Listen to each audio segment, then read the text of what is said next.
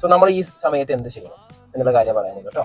So ഞാൻ ആദ്യം തന്നെ എന്ത് ചെയ്തു, സിഗ്നൽ കൊടുത്തു, ഞാൻ ഇൻഡിക്കേറ്റർ ഇട്ടു, ഫസ്റ്റ് ഗിയറിലോട്ട് മാറ്റി. ഓക്കെ, അതിനുശേഷം ഞാൻ മിറേഴ്സിൽ നോക്കണം, ബാക്കിൽ വണ്ടി വരുന്നുണ്ടോ, വാഹനങ്ങൾ വരുന്നുണ്ടോ നോക്കാം.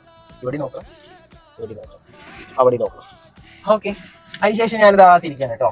സ്റ്റിയറിംഗ് ഫുള്ളായിട്ട് ഒടിച്ചു വെച്ചിട്ടുണ്ട്. ഇനി പതുക്കെ ക്ലച്ച് വിടാം കേട്ടോ. ഓക്കെ, പതുക്കെ ക്ലച്ച് വിട്ടു. ഞാൻ വണ്ടി ഇങ്ങനെ സെൻട്രലോട്ട് തിരിഞ്ഞു. ഓക്കെ, അപ്പുറത്തോട്ട് പോവാണ്, വണ്ടി നോക്കി പോകും കേട്ടോ.